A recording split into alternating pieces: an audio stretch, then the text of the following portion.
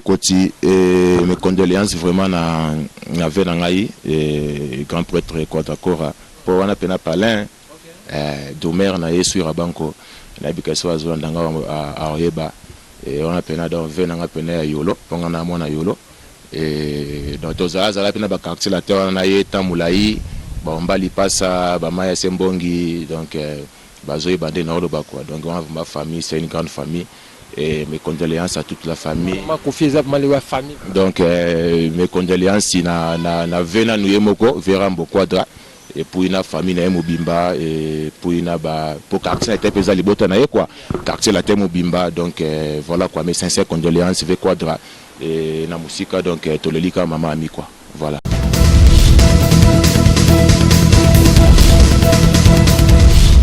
Balobi, abonnez-vous massivement. Kin Elengi TV, Yangonde Makam. Kin Elengi TV. Yannick Wenge, Yonde Makam. Yomotema yoma banzo nangai. Très bientôt Yannick Wenge. Yannick Wenge. Yannick Wenge, Yonde Makam.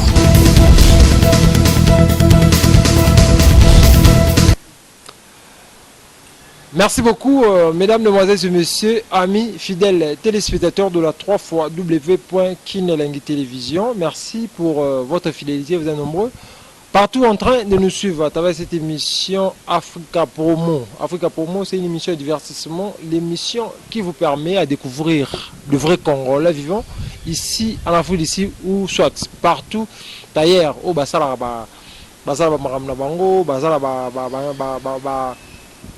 un pan na bango biso to bengaka na kati émission na biso nde to kendaka pa na bango to lukaka bango to découvrir bango pour na promotion to pe fierté kaka ya ba congolais. Mesdames, demoiselles et messieurs, bozaki bele botala émission na biso, vous êtes à Kinshasa, Lubumbashi, Matadi,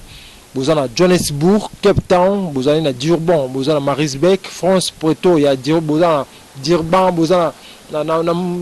États-Unis, partout, botala émission la biso kimia et sous plus ma sia moi tata Nzambe engela mabota mabino. Mesdames, demoiselles et messieurs, merci beaucoup na maman Adèle Yombo atala biso na kati ya Paris ndima ko vana bana babwaka maman Adèle Yombo. Merci beaucoup na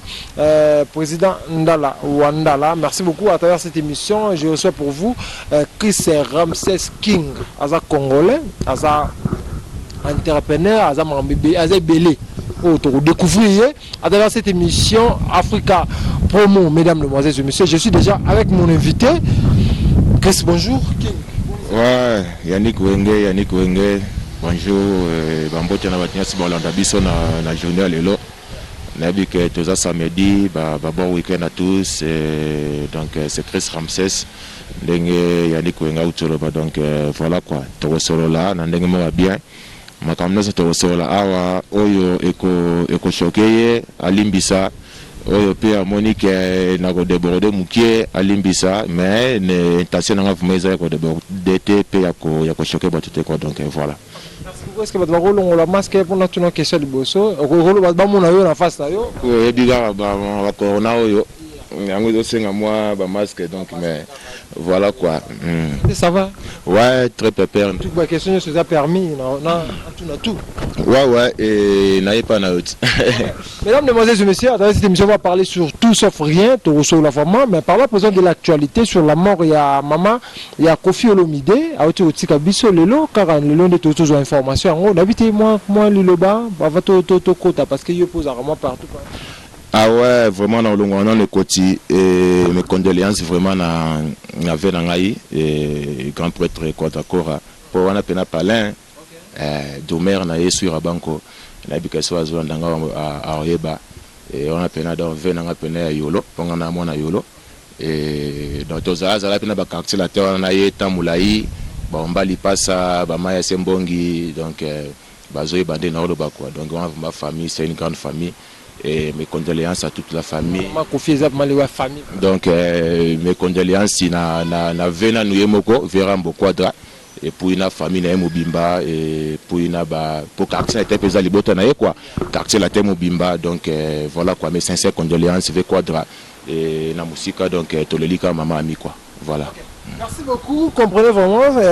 mesdames, mesdemoiselles et messieurs, mais mes condoléances d'abord, on a Kofi Olomide, mon père ou mon conducteur de la famille, mon bimba ya quartier latin, ou Utepa, Wabino Yannick Wenge, journaliste ici en Afrique du Sud, précisément à Johannesburg.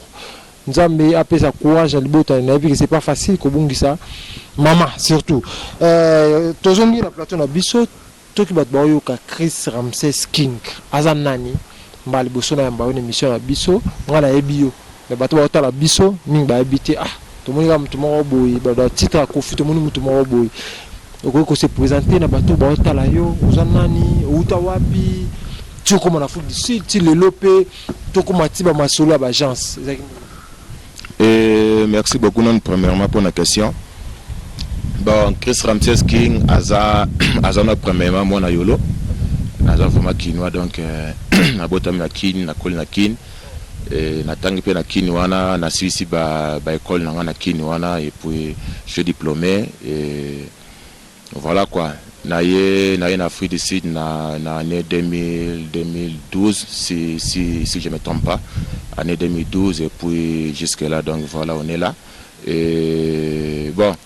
to bandera ko bunda yo ebindenge ndenge mboka ezalaka premièrement so il faut s'adapter na nous. En plus, on a biso te kuta ba anglais, biso te utina ba français, donc faut bandana nos langues et puis voilà.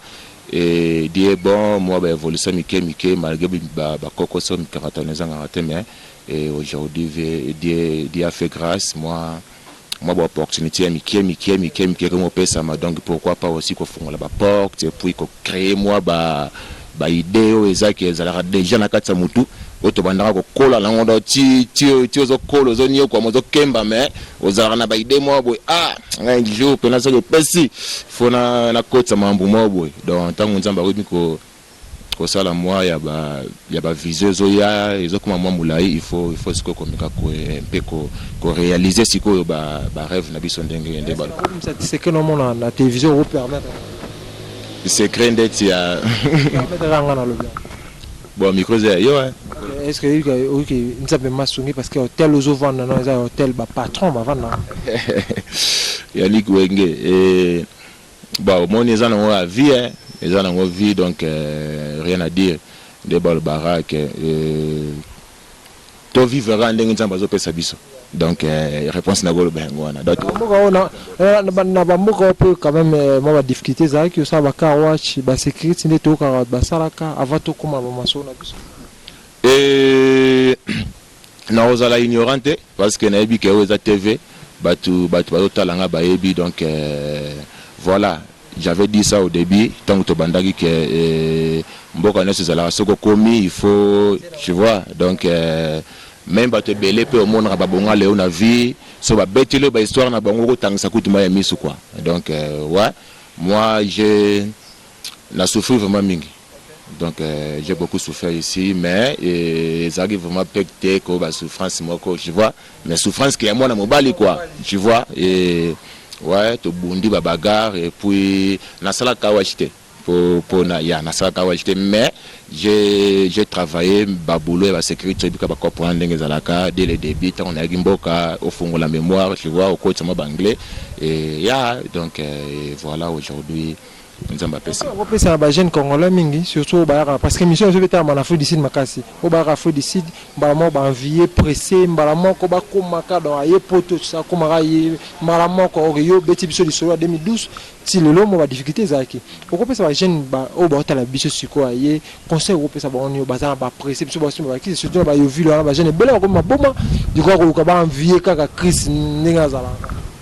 et en tout cas comme conseil na ebi que toza bisonyo so ba diaspora et ba vérité musu pele ka libanda toteka ngo pe na et ba vérité musu ya kati toteka ngo pe libanda te quoi mais comme on est des Congolais pour na biso ba d'Afrique du Sud en tout cas na ba o bazana ki ba to préparer goya et vie est facile mon cher tu vois donc tant ozo bima Congo ndenge baimba na banzembo ke bakatsa ke bale pona ko monela ngamboka te donc il faut vraiment au make sure que non ko tina zo kende na o kende ko travailler na o ke ko bosser parce que biso tant que bando ya Afrique du Sud moi nazamo na yolo et donc on a tika déjà 50 personnes 60 personnes na yebi bavanda na Afrique du Sud bazonga na bango kin onga na tika na yolo na Congo ke oyebi pena ke ya yo abeta 6 ans na Afrique du Sud mais azonga na ye tokoma pe au Chili na ye pe na Congo kaka ndenge mo do ozo comprendre donc ayaki déjà que na bi côté na okende il faut que bosser dire mboko na okende za et à facilité donc nazara déjà donc concentrer déjà nazari pe déjà travailler na morale avant déjà na bimade ba Congo na ya na koma donc ti na koma ripe va vraiment na tigari tante na koma après 1 mois donc na takambala mo ba boulot ndenge za la raka ça qui pena chaque soir 15h30 autre dia montre donde ya bofona leka okita pena ti ba Don Fontaine wana donc ba train wana et binga vraiment donc il na foda ba train façon nyos. Pourquoi King? Bon comme ya King oyebi toza na mile ya batu toza pe batu ya batu donc King pe na fulisi ba ouais na full cité na monde entier kutu mais siko dépendant siko eza mamba makilati so ba otala pena muto ala makila ba King donc il faut zwango pour na yolo to na banda okola bato belé sur 100% ya personne ya bato to kola na bango na yolo wana ba binga na kombo ya diko tans ozo comprendre so ke na yolo to benga na komba Chris bien King bato musu ba oyeba ngati à part ba febe ba Facebook ndenge koma musu akoyeba ke tozane ami akoma kombona menga pena yolo zana mutu musu to koli na ye to sekara na ye to liaka to sala ka tout me kombo na Chris ayebite abenga ngaka diko tans beza ba kombo moko yaka na évolution na yo ndenge nini makila na wezali ndenge nini esprit na wezali donc bimara ndenge wana donc tina yako ya na Afrique du Sud ba komba King yako bima na Afrique du Sud donc yango wana quoi. Merci beaucoup mesdames, demoiselles et messieurs, comprenez vraiment toujours dans le cadre de cette émission toujours parlons à présent de Chris Express World. Il est le boss de cette agence, c'est Chris Express World. Oyo agence auto ko salisa agence de fraises pour otinda mike mbongo koli en tout cas na chaba commentaire belete pour tous ana comme posa yona wana yango chaba commentaire to beta disolo ya Chris Express World mbala moko oyo ko sala agence oyo lelo na kata Afrique du Sud pe kangi ba congolais to ba sepeli nango betela biso na liso nango ezaki ndenge nini bandaki ndenge nini lelo batu bazoyo kakat je crois que baza surpris lelo ya komona na yambi boss na ya Chris Express World comme ça ba lisolo mais ba mona on te ba mona lelo na télévision na biso betena lisolo kin Chris Express World bana ndenge nini diane utai wapi si salami ndenge nini ezo ko avancer to évoluer comment. Merci premièrement pour la question. Idée wana ndenge na banda oloba ke donc eza ba idée moko déjà to kola nango ba vision moto zala nango déjà donc et tant ou temps se permettre to meka ko exploiter ngo et voilà quoi. Donc j'étais une fois à la maison na Hollande RTNC et puis na landi président Nabiso son excellence Félix Tshisekedi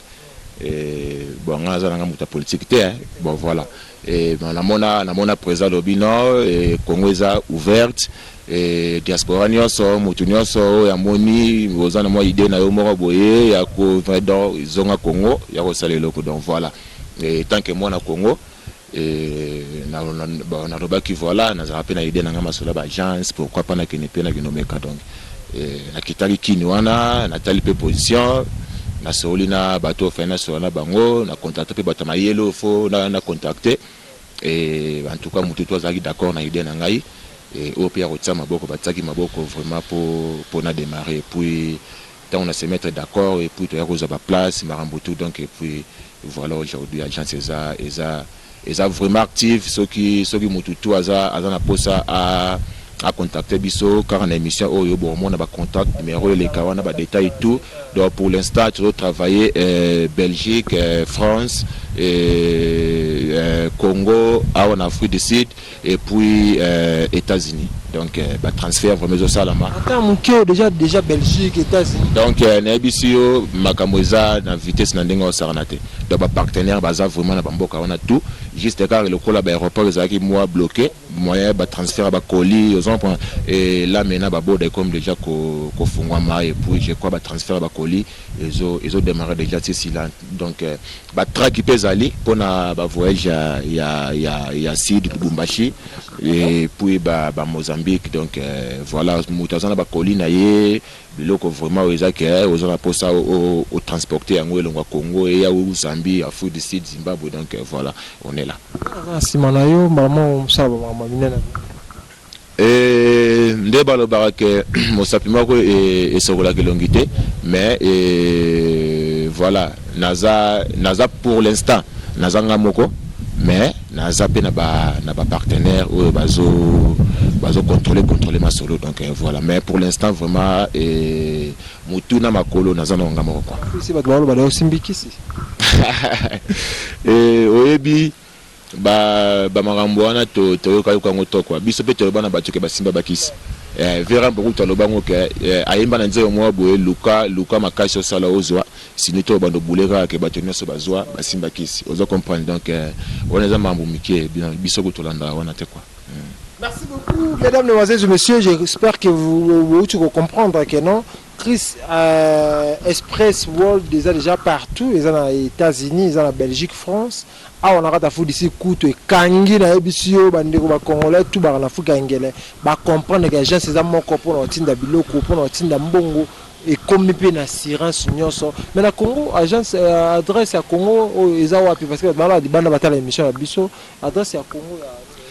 ouais adresse ya Congo pour les stats toza ouais toko afficher wana to afficher wana eza na nini na Kasavubu wana juste sur avenue le Kolama et numéro 23. Numéro 23 donc pesango wana bientôt et puis batuba kende vraiment quoi na ba numéro à contact et puis toza pe na nini mususu na branche mususu na Ngaba toza na branche mususu na Ngaba juste na Kianza wana donc na Ngaba pe ba contact mambo musika uti ba kota nini bogolo kitabonga ba pembeni batalemba ba nini oza na Ngaba wana ba okutana na grand frère na ngaza wana et ces trucs désolé na bangi maboko banki donc biro peneza wana ba échange ba nini ba la réseau kota do mambutu eza wana do yaza wana osoni masulutu. OK. Merci beaucoup. J'espère que vous comprenez vraiment le boss il y a Chris Express World n'enga expliqué n'enga agence salami na klandi le lo pambate na luki pambate parce que ngana luka bata pambate na plateau nga comme vous connaissez comme n'enga boyebi donc il y en a juillet to sololi toujours makambu ya entreprise na yotu ko ça na Congo lelo pe côté États-Unis Belgique France en tout cas congolais to kaka to beta masolo ya moninga na ndinga mabe to pe soka kufi to molo bakaza ki prête za ki bien mais le a envie to ko ba malamu ya bandeko na biso te. Mesdames, mesdemoiselles et messieurs, parlons à présent de l'actualité na mona kio bato bayebi na bato bayebi moi nzinga mel de son zara naye ngamo pour la moment publicité mo boy mel de ça qui peut agence car attends aux akina Kinshasa. Comment Miel, ça va? Ah ouais wana bon na éviter ce qui na kolbandeni donc c'est plus que famille quoi donc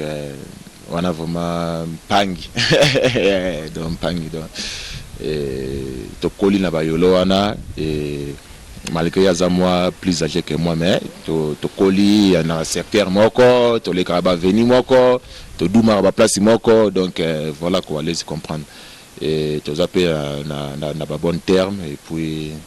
voilà donc c'est vraiment la famille quoi. C'est la rumeur entre yena héritier watanabe ko fingana ba polémique koti o koto aleki afingi o koto alobi akimisa ke maison mère o koto alobi eta ke yo wana famille bozalaka omona ke onde ni tope analyse ro sala na ba rumeur na ba polémique ro sala et bon et je bi ba dans ma sola ba ya ba musicien tu vois donc koto ba bundaka koto ba wele la makambu biso to yebaraté donc nga juste relation simple miel de son et dans famille ndenge na lobi donc mamba côté na vraiment musique inako na kokota te pour éviter yena na mutono tangi wana ba wela nini tu vois mais tellement za mutu na landa ba mission na landa ba crash ndenge le kaka et ceux qui n'ont pas ce conseil l'aime sous pour na mieux leçon yé na go pese conseil na écranté na go pese conseil peut-être na phone pour na solana de temps en temps mais pour na conseil l'aime sous ka bato mi sous bazara pemben tout autour ba musicien il faut ba lukara kimia quoi faut ba lukara paix parce que au moni lelo et sur tali ba génération ya simasibe na Congo wana et na vitesse au moni bolingo ba nango au mona bou innocent beti bord na boy bou au mona girls fabulous beti loko na boy bou au mona beti bord na boy biloko ça na ba New York biloko ça ma même awa na ba sida fiangona tu vois et que ako support muninga na tu vois donc en tout cas eloko wana soki ba meki ko soigner yango parce que na bi que ba mabarando wana ezaka ba bureau tu vois ba mekano ko soigner mo mukie ba tika ba artiste ba travailler ba pesa non ba valeur na bango tu vois que ba comme resala ba polémique moko eza nango inutile puis na ndeko na biso misusu oyo ba l'écran na ba TV pona ko finga ba artiste pona ko finga la artiste na yo mutu ozo bebisa réputation na yo ozo bebisa dignité na yo oza père de famille oza na mwasi na bana ba moni openo latio sokolo openo vana ekambwe yo miel yo yuma tabwe richaza la boy tu vois donc en tout cas faut beaucoup là vraiment quoi faut beaucoup là botala bateau bozo finga botala pe muto bozo fingela les musu yo toza mukolo héritier mozo le kana écran oyo loko yemo kuta salité mais yo zo le kana écran pour fingela et mutu donc il faut vraiment tozala na ba maturité moi botango to sala makambo vraiment donc en tout cas naza pona loko lo baté pona makambo wana. J'espère que vous pouvez conseil ça dit makito mingi parce que loko wa musicien na biso entourage hein tout ça baza entourage malamu te entourage d'intérêt ya mantolo on pour ça n'est pas musicien il y a ça on a pour na mantolo pour betara mantolo ndenge zalaka bato ko ba lisusu oza marié oza 40e na famille tozong suna yo moko personnellement marié célibataire 40e na famille to kucho pe na bimisi da secret nous on va en hôtel hein donc que non sous bato et tel peut appeler le plus cher il y a Djobou. Premièrement, moi je suis né dans une grande famille et donc la famille n'engage mounene vraiment toza 11 et puis voilà je suis naza cadet ya famille donc on a 11 on a vraiment père na biso qui na 3 femmes donc dans naza pena mona suka côté papa na côté maman donc père pena suka ça ne pas na ngai quoi et mère répétant ba suki pena père alobaki no ngape na suki na ngape donc et puis père na komboné Joseph akufa déjà autotika biso na 2017 donc que son âme repose en paix et puis maman na komboné Marie et elle est papa Joseph maman Marie maman Esco Chris parce que mon asko ba étoile mon côté ba papa Joseph maman Marie yo Chris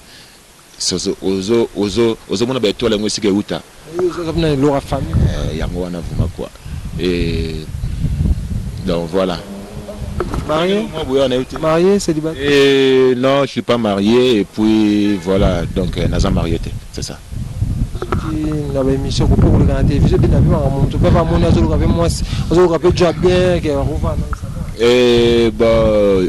bolingo côté ku trabiso to ba na te quoi. To ba raté donc ata na WC na boîte ko ko suba pour kutana eloko mo oui biga donc voilà donc to kuta longo pa inyoso donc au pas tala ngai o pe bon mais naza awa pona ngote mais na lobiga. Merci beaucoup mon vers la fin de cette émission on a habité Chris Ramses King on a habité bandeko batale biso ebele j'espère que bamoni di solo to beti ya partout ba actualité ozoleka na mboka na biso pe to beti solo ya Chris Express World o salami agence ekangi Kinshasa batali biso message européen ça pour to kabana yo toujours tenter parce que ça m'a occupé awa message européen ces anini na bato batali biso na mission et message ezaka que voilà agence nabino yango wana au moins to pesa ku adresse ya Afrique du Sud awa ya azime to pesa Afrique du Sud et adresse nabiso awa na Joburg toza na Orange Grove na 6 Street number 22. Donc Orange Gouffre 6e rue. Voilà. En français, Orange Grove, c'est 6e avenue et puis numéro 22. En tout cas, bandeko ba Congolais, mobota la biso ozaka na Orange Gouffre, ozaka ba kota ba likolo ba nini ke okito kende so wa place agence assure yo tinda mbongo na 6e rue kaka numéro 22 hein. Numéro 22 na 6e rue na Orange Gouffre wana. Référence juste post office. Donc bateau il post office car il y a Louis Bota na sur la kitchen post office au Louis 6 Street, bon l'action 6 Street et puis numéro 22 donc biloko kotinda mbongo assurance bandeko nanga na biso, il y a pas de commentaire à faire. Yo yaka mega otinda omona omona soki to kosti numéro na biso émission wana oko et en tout cas merci non pour yo et merci na visite donc ça linga très bien. Je crois aux les premiers émissions na yo ceux qui nous ont sungi makambo belé zoya parce que ba projet est belé bientôt là na mois de novembre nazo kitakin pour na kendo finaliser moi ba bilo mususu. Je crois tant on a ozonga boye na oyana ba projet mo su ya bien et na bengo su to so donc merci vraiment, merci na tout balandi biso et puis merci na maman na ngai Sikazali et ba masa na ngatu bande ko na voir maman Marie donc bandeko nanga nyonso parce que nabi ke bat passer belé moi na banotanga ba composateur donc je vous aime trop quoi. Voilà, merci. OK, merci beaucoup mesdames, mesdemoiselles et messieurs. Ça n'est fini pour aujourd'hui, c'était pour moi un grand plaisir de recevoir pour vous Chris Ramsès King hein, balobi le patron il y a Chris Express World oyo ezaka ezali na 6e numéro 22 donc na post office na Orange Gouffre wana okuta agence ya otinda mbongo otinda bilo de assurance moko na etikala mona te ba agence ba congolais ba kosa biso mais wana otindi bazui kaka ndenge otindi ngaka bazui atotindi bik ba ozwa bik. Mesdames, mesdemoiselles et messieurs, Paris Pézali, Paris, Kinshasa, Belgique, Kinshasa, États-Unis, Kinshasa. Donc, stress vraiment ici pour mon agence. J'espère que beaucoup de images, mesdames, mesdemoiselles et messieurs. Et les qui vraiment SNO, Yamakasi, Yambaye, Awa, la place Kitoko, pour ne pas faire la publicité. Les places Kitoko, ceux qui ndeko aye avant Awa, Yebayeno. Merci beaucoup à tout le monde qui a suivi cette émission. Merci beaucoup à Curtis Wenge derrière la caméra. Merci à Maman Adèle Yombo. Et merci beaucoup à Maman Mimindouma. Merci beaucoup à tout le monde qui a suivi cette émission. D'ici là, portez-vous bien avec l'espoir de vous retrouver au prochain numéro. En tout cas, on a